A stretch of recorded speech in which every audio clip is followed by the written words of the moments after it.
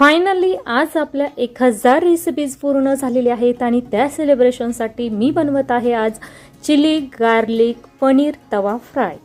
Specially माझी खूप आवडती ही डिश आहे आणि स्टार्टर टाइप ही रेसिपी आहे, त्यामुळे तुमच्यासोबत मी आज हे शेअर करणार आहे।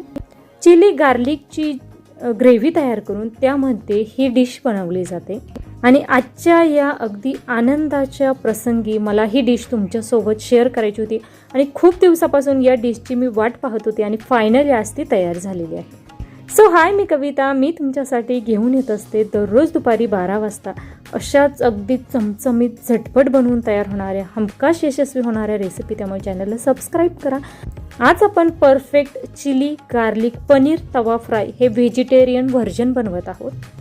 या डिशमध्ये सगळ्यात महत्त्वाचं असणार आहे तो लसूण आणि चिली। यामध्ये लसूण आपण अर्धी वाटीपेक्षा जास्त घेतलेला आहे, चॉपरमध्ये टाकायचा आणि छान असा आपल्याला तो अगदी बारीक असा चॉप करून घ्यायचा। तुमच्याकडे चॉपर नसेल तर तुम्ही तो कट करून घेतला तरीही चालेल, परंतु अगदी छान बारीक कट केलेला असायला हवा। या ठिकाणी आपला लसूण छान असं चॉप करून झालेला आहे, तुम्ही पाहू शकता। आणि साधारणतः हा लसूण चॉप केल्यानंतर किती होईल हे मी तुम्हाला सांगते। त्यामध्ये जर थोडीफार साल असेल तर ती काढून घ्यायची आहे आणि साधारणतः आपला 1 वाटीच्या आसपास एवढं गार्लिक झालेलं आहे। सगळ्यात महत्त्वाचं म्हणजे ही रेसिपी आपण 3 लोकांना पुरेल या प्रमाणात करत आहोत, त्यानुसार हे साहित्य प्रमाण आहे। त्यानंतर या ठिकाणी सगट बेडगी मिरची असेल तर ती तुम्ही भिजत घालून त्यातील बी काढून टाकायचं, त्यानंतर तिची पेस्ट करून घ्यायची। त्याचबरोबर जर तुमच्याकडे नसेल तर अशा पद्धतीने तुम्ही बेडगी मिरची पावडर आणून ती पाण्यामध्ये भिजत घातली तरीही चालणार आहे। सगळ्यांकडे सगट बेडगी मिरची असेल असं नाही, त्यामुळे मी देखील या ठिकाणी बेडगी मिरची पावडर या ठिकाणी पाण्यामध्ये 1 तासासाठी भिजत घातलेली होती। आता पाणी टाकून ही छान अशी वाटून घ्यायची आणि याची एक आपल्याला रेड प्युरी तयार करून घ्यायची।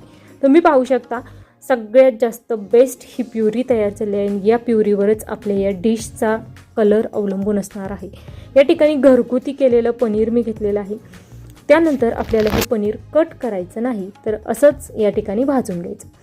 या ठिकाणी पॅनमध्ये तेल टाकायचं। आता ही तवा फ्राय मी रेसिपी म्हणते ना, त्यावेळेस तुमच्याकडे जर हँडल असलेला तवा असेल ना तर नक्कीच यूज करा, परंतु माझ्याकडे जो तवा आहे त्याला हँडल नाही, त्यामुळे पॅनमध्येच मी ही रेसिपी बनवत आहे।